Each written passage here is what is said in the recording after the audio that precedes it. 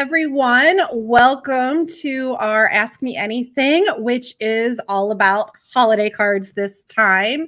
I am Taryn Elliott, the Director of Client Strategy. I'm Taryn Elliott, the Director of Client Marketing here at Lisi, and I am joined by Kristyn Brophy, the Director of Client Strategy at Lisi. So, Kristyn, welcome. Thank you so much. Glad to be here. And I love that you are just as festive as I am. Yes, I got my holiday mug and my holiday sweater. You have your holiday sweater because even though it is June 3rd, we are talking holiday cards, which we have about 6 months until we send holiday cards. But that also means now's the time to be talking about it. Absolutely. And, I know that is one of the first questions that comes up every single time someone asks us about holiday cards. How early is too early? And my answer is there's no such thing as too early to be preparing for the next holiday season. And I actually have a fun fact. Christmas is my favorite holiday and just the winter holiday season in general. And fun fact, my birthday is December 22nd. My name is Kristyn because my mom named me after Christmas. So this is all the things winter holidays. I really am all the things winter holidays. For anyone who also follows me on social media, I am also an avid skier and winter is my favorite season. So I am very excited about this Ask Me Anything conversation today. I used to be like, I hate the winter. It's the worst. And now I'm like, okay, in the winter, you can at least bundle up. In the summer, like at a certain point, there's only so many layers you can take off. So I've actually, as I've gotten older, found a lot of things that I really enjoy doing in the winter. I like skiing as well. I like skiing with my family, with my kids. There's a place near where we live where you can go tobogganing, which is exactly what you think, like an old school wooden toboggan. And they have a frozen track. It's kind of like a little sled roller coaster. Although I will say that, yes, kind of like an ice luge, but for a sled, not a luge or a bobsled. And it's a little bouncy. In my 40s, I find that tobogganing is best done with some Advil. That makes sense. I mean, I'm in my 30s and I even think Advil's a great idea whenever you're doing any physical activity that you could get hurt during. Exactly. I mean, sometimes after a day of walking, I'm like, I need some Advil. Yep. But we digress. Let's jump right into holiday cards. As always, if you have questions, put it in the comments. We will get to hopefully all of them, but as many of them as we can. And we have some questions that were submitted in advance of this, so we will be answering those as well. Additionally, we have a blog post from October 2021 about holiday cards, if you're looking for some more information, as well as a blog post about holiday cards that will be going live here in the next couple weeks. So be on the lookout for that. Follow us on LinkedIn, where we will definitely share it there, or also sign up for our newsletter if you don't get it, where we will also be sending out that information once it goes live. So the first question we've already kind of answered is, when is too soon to start thinking about holiday cards? It's never too soon to start thinking about holiday cards because there is a lot to do. It's not just creating the card. But before we start talking about the logistics, why don't we answer this question, which is, what are some trends that we're seeing for holiday cards in 2022? Lots happened in the last couple of years. So what's 2022 hold for holiday cards? So a big thing I've been seeing just in, preparing for this Ask Me Anything, and I'm actually writing that blog post that is coming out in a couple weeks from Lisi. I'm seeing that trends are short, sweet, and to the point. Gone are the days where people have the attention spans to watch a 5-minute long video with photo slideshows from everything you did throughout the year. And another trend that I'm seeing is, going back to the printed cards. Everyone stepped away from printed cards for a while. But I think the pandemic, just not being able to connect with people in person as much, has brought those, those hard mailers back. And we actually did a holiday card for a client last year that was a hard copy card, a hard mailer, and it was a recipe card. So no, it was short, sweet. The message from the firm was just, a simple happy holidays, but happy holidays. Here's our gift to you in the form of a recipe that is special to the firm. And Mm-hmm. that's something that I'm also seeing a lot of, those types of trends. Like, here's a hard copy mailer card with a punch out of an ornament that you can hang and a keepsake to have somewhere in your home. Or maybe it turns into a beautiful scene, like, those pop-up cards that you see a lot of Mm-hmm. places for birthdays and stuff like that. They can use as a Um, decoration. Exactly. Make something that's a decoration, display it on a mantelpiece for the winter season or something like that. So those are the trends that I'm seeing. And then if you do go the digital route for a video card, then keep it short, keep it simple. 60 seconds is the maximum length it should be. Um, and then another kind of trend that I'm seeing is not using the typical holiday as the holiday card. Mm-hmm. So I've seen some firms moving toward a Thanksgiving card, or other firms moving toward a New Year's card, just like a Happy New Year. Let's kick off the new year as best we can. I don't know that people are going to start sending 4th of July cards instead of, the traditional holiday season, but I am seeing a lot more, Thanksgiving, welcome fall, welcome harvest. And, I guess deciding which holiday you really want to celebrate, not only for yourself, but for your clients. Yeah. And, I like that because one of the questions we have, but we may as well tackle that now is, Merry Christmas, Happy Hanukkah, like Happy Kwanzaa. Like there are so many holidays that are being celebrated. People often really struggle with what greeting to use, which was the question, what greeting should I use? And we can dive a little bit deeper in that in a second. But something that I like about some of the other holidays is that, you don't have to have like long, and I've been in those meetings where you have long discussions about what the proper wording is and what holidays you're acknowledging or not acknowledging or whatever it is in your firm.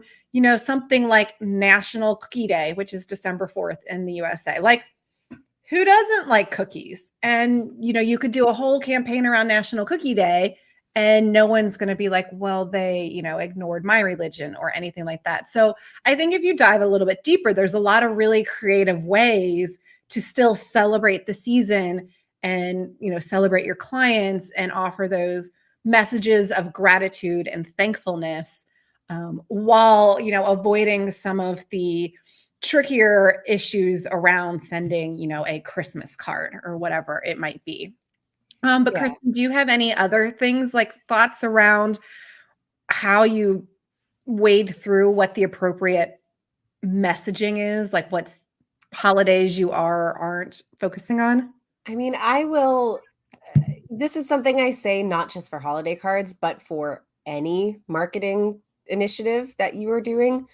Identify who your audience is. If you are a member of the Jewish community and your audience is primarily a member of the Jewish community, then maybe you're celebrating Hanukkah and that's the messaging. Or Mhm. maybe you're sending out a Passover card or something, and that is your messaging. But then, maybe your audience is a wide range of denominations. Maybe there's no religious aspect that you should be touching on in your messaging. So that's when you want to get a little bit more generic, like the happy holidays or such like that. Another thing that I have seen a lot in terms of messaging doesn't have to do with the holidays at all. So it's you're sending out a card around the holiday time, but you're just like, we made it. You made it. Congratulations. Let's make it through another year. And that's just kind of the way of the world these days with the pandemic. It's like, yep, we made it. Got through another year. Mhm. Congratulations, everyone. Let's continue. Well, and I have a question here about that, which I think is also, it's same topic, really good question. And it's, what kind of message should I send in a holiday card? Like, once you get past the, which holidays are we celebrating or not celebrating, whether it's National Cookie Day or Christmas or Hanukkah or whatever. you still have to write a message and, have some kind of greeting in your card. So I know one thing that we always say to people is that, your holiday card is not a time for your sales message. That doesn't mean you can't talk about your firm, but, you're sending plenty of messages about briefs and, new cases and areas of work that you can help your clients with. Like, this isn't the time for that. This is about your client and, your gratitude and, celebration and good wishes. What else do you think needs to be considered when we're talking about messaging for holiday cards? I mean, you kind of hit the nail on the head. The messaging and holiday cards, it's not about you. It's about them. It's about who is receiving the card, not, not you, not your firm, not what deals you've won, such like that. And this is why I think I keep going back to this example of this hard copy card that we did last year, but a lot of clients had some really great feedback on it. But this holiday card we sent out last year for a client was a recipe card, and they gave something to the client, and then the client now has this recipe card that, yeah, it was a holiday card, but the message was just happy holidays. As you're preparing for your family celebrations or whatever, we hope that you will enjoy this recipe that is special to us. And then it was just a recipe card. And that messaging or whatever you say in it, keep it short, keep it simple, keep it sweet. You don't want it to be a blog post. You don't want it to be something that's long and drawn out. And, with our holiday card last year, if anyone on the live is familiar with Lisi's holiday card from 2021, we did holiday music playlists in Spotify, which, again, that's something we're giving to our clients or giving to our contacts, our friends, our family, whoever, who is, they can go back and listen to it. And it's there stored on Spotify for anybody to revisit at any holiday, not just this year, but could be next year. And I just saw a comment come in: gratitude is year round. It is so smart to think ahead of times of traditional sharing gratitude and sentiments of thanks. And that message is so huge and so right on the money. Like, gratitude is year round. And appreciation is year round. Giving thanks is year round. And, honoring someone is year round and not just something you should be doing at the holidays. So whatever your message is should really be, what is ingrained in your culture and who your company is year round, not just who you are at the holidays. Well, and I was thinking about that earlier, especially just coming off of the Memorial Day celebrations, Memorial Day weekend. Maybe if you're a law firm and you work with a lot of people who serve our country in the armed forces or veterans or whatever that might be, like, maybe Memorial Day is your time to share those messages of thanks and gratitude to your clients. Maybe you do something else and, there's another holiday or, whatever that makes sense to share that message, like, and I apologize, I can't see who the commenter is, but thank you so much for chiming in about gratitude being any time of year. So there are a lot of different options if you just think outside the box a little bit. And, it's broadly what we always talk about in marketing is tailor your message to your firm. But also, this is really a time where you can reflect on the culture of your firm. So the client we have that did a recipe, like, that was very appropriate to them and to what they were doing and how they were using it, and representative of, who they are, and a little bit more like, get to know us, we're all people. Thank you for the comment for the whoever said loved Lisi's holiday card. We did too. We had a lot of fun with that. And it was reflective of our agency and who we are. And we really wanted to kind of highlight everybody. And as we go back to more print cards, which aligns with seeing just more marketing mailings in general, it's not just holiday cards. I hope people are starting to take that up because it's so good. Yeah. Sorry, continue. I hope people are also taking some time to personalize those greetings too. A handwritten note can go a long way. And, when you're opening your mail, a handwritten note will stop you for a second and be like, oh, I wonder what they have to say. Absolutely. And thank you, Amy Verhulst. That is what the commenter is. Unfortunately, our live stream is not showing us the names of any Mhm. LinkedIn comments right now. So that was much appreciated. So thank you, Amy. Thank you. Okay. So moving on.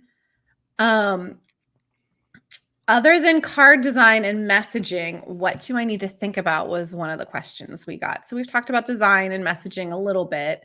But I like this question because you and I both know that there is so much more to a holiday card than just picking the design and deciding what words to use.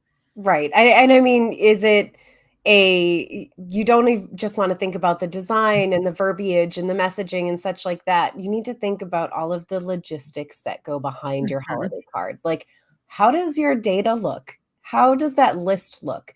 Is if you are sending those, hard copy mailers, do you have everyone's mailing address to send Mhm. that card? And, are people going to be in the office again when you're sending the holiday cards? I know that was a big thing back in 2020. Nobody was really in the Yeah. office and you only had their business addresses. So there was a big push to do the digital cards. And now Mhm. that businesses are going back into the office, you can send a card to a business address rather than having to get a home address from someone. But do you have that data? Is your data clean, or are you going to get hundreds and hundreds of bounce backs, Yeah. whether it be email bounce backs or, return to sender bounce backs in the mail?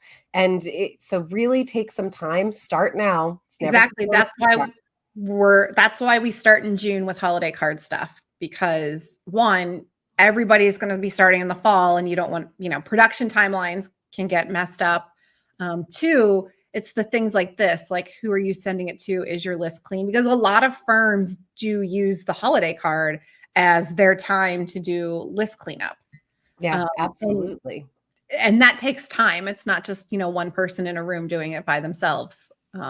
So yes, clean up your database. Yep. And if you're doing a video card, who is going to be in that video? What is going to be in that video? I did a really fun card for my former firm back in 2020. And we had everybody who possibly wanted to be in the video in that video. But you have to weigh that too. Is that going to be in people's comforts levels? Do they Mhm. want to be part of a video card? And that was a fun initiative, and we did a TikTok trend where we passed a drink or I remember that. a It's very complicated. oh, it was complicated. It was a lot of fun though. For those of Mhm. you who don't know, it was Con Kavanaugh's 2020 holiday card. And it wasn't above the law holiday card finalist. But so if anyone wants to go back and watch it, it's probably still up there somewhere. But we were passing things back and forth and just had fun with Mhm. it. But there were some people at the firm who did not want to be on video, and that was okay. Yeah. They said they didn't want to be on the video, and you shouldn't be forcing people to do something that they're not comfortable with. So if you are doing a video card, then maybe ask permission from your attorneys, from your staff, from Yeah. whoever at your organization. Is it okay for me to use this video of you or me to use this photo of you Mhm. in this communication that's going out to potentially thousands upon thousands of people?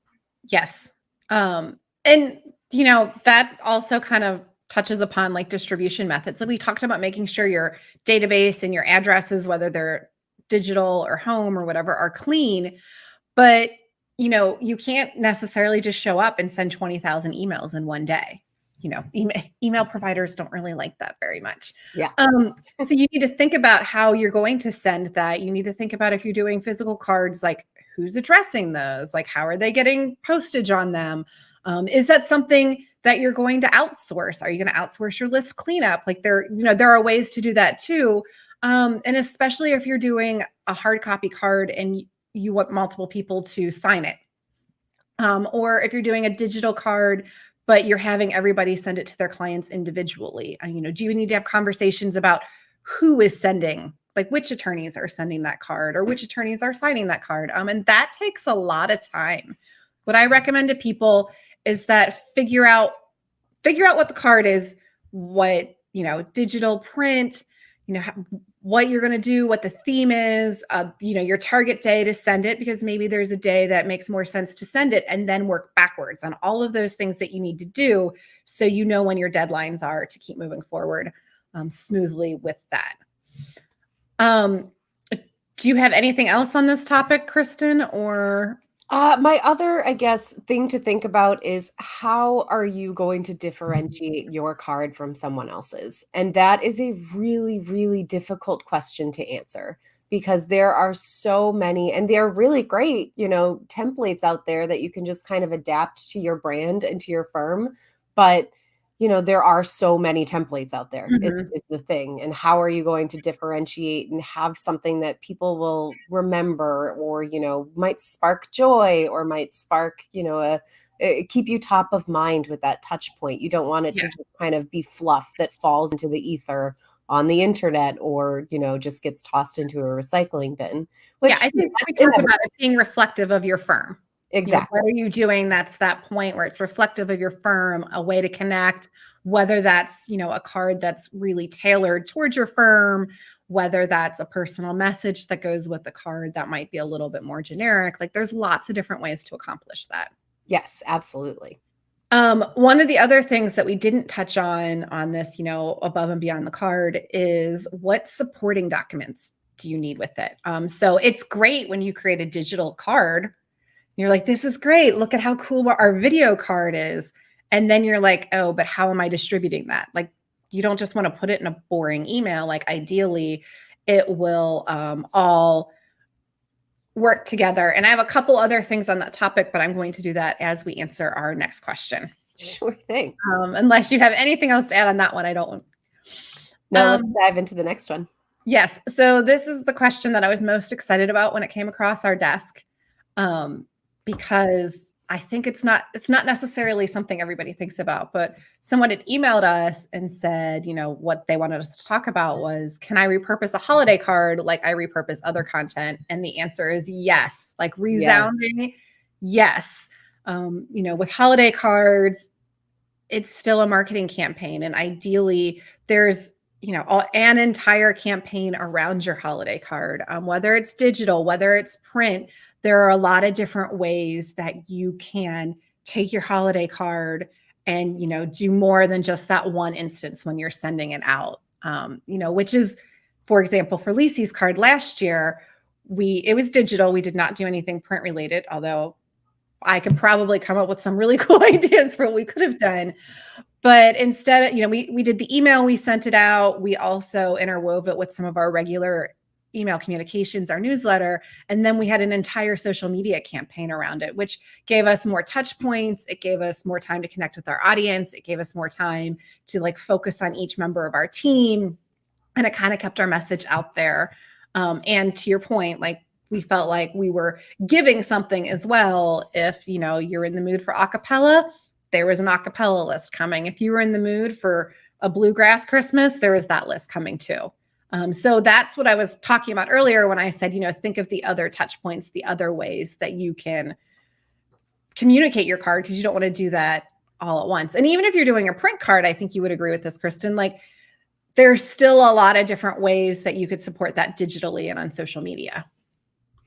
Yeah, absolutely. And, I see it all the time in not just holiday card initiatives, but every initiative that the firm does, every marketing piece of content that the firm does or that your organization does. You can take that piece and repurpose it into maybe a video. Maybe you did have just a static standalone print card that you sent out, but there's nothing saying that you can't take that image that was printed and create a little animation from it to have it on your social media channels, or even just adding the image with a specific message for a social media channel and putting it on that platform. Or if it's your video card, rather than just sending it out in an email, host it on your website, put it up on YouTube, put it in a bunch of different places where people can see it. All part of that omni-channel marketing strategy that we recommend. Exactly. And it really just takes thinking a little bit further for that extra step for how do we weave all these things together and get the most traction out of it? It is, I know one of the things we talked about is there a way to carry that throughout the entire year? You might have a theme for, recipes, say. That's a good one to use. That maybe, you bring it back through your social media channels come, 4th of July celebration. And it's, here are some good picnic recipes that, we really like, or Thanksgiving, or, Valentine's Day cookies. I don't know. Yeah, Possibilities absolutely. are endless when it comes to recipes. I think that is all of the questions that have been submitted. Is there anything on holiday cards? I know you're working on a blog post about this. Is there anything that we didn't talk about that you think is really important for people to know? One thing that I see a lot of, and I think is a wonderful idea, is to use some of the talents at your firm. Like maybe you have someone who plays a musical instrument or Mhm. someone who sings, or, so much holiday music is public domain music. Why not have someone showcase their talents and, really showcase someone from the firm or someone from the organization? Another thing that I'm seeing a lot of is taking, current events and doing a parody on them. So maybe there's um, a big joke out there. I know this is probably not the best example to use, but when Donald Trump said "Kofifi," as I forget exactly what the context was, but the amount of content that came out of that one mispronunciation of a word that just made so many people smile from maybe not a smiley Mhm. current event or a current piece in time, the amount of content that came out of there is just it made me smile and it made me happy. And I saw a lot of holiday cards in 2020, joking about the toilet paper shortage and you know paying homage to current events that everyone experienced and that Mhm. can be relatable on some level. So just kind of using a pop culture reference or a current event reference is also another way to kind of stand out a little bit. And if you can relate it back to your firm and your brand, then all the better. Yeah, and have fun. Like, it's supposed to be Exactly. like a joyful, happier time. Like, you can put away all the seriousness and, just take a moment to kind of like really reflect who you are, and that, like everyone else, you're a person. Um, and your firm is made up of people who all had, diverse interests, but are thankful and grateful for the same things. Absolutely. So yeah, I think, so often when we're talking about marketing for law firms, we're definitely straddling that line of being personable and being relatable.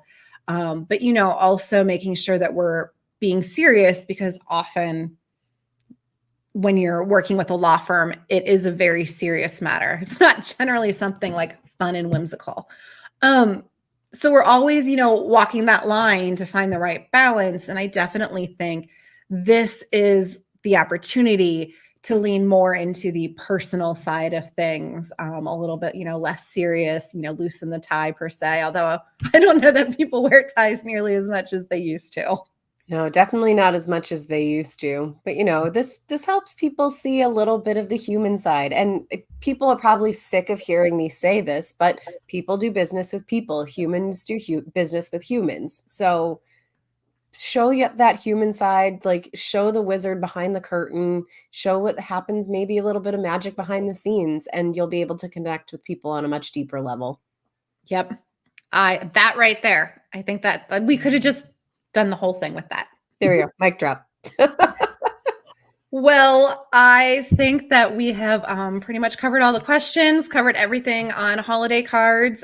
As always, if you have a question about holiday cards or anything digital marketing, website related, or marketing in general, drop a note to anyone on Team Lisi. We are happy to talk to you, do what we can to help you.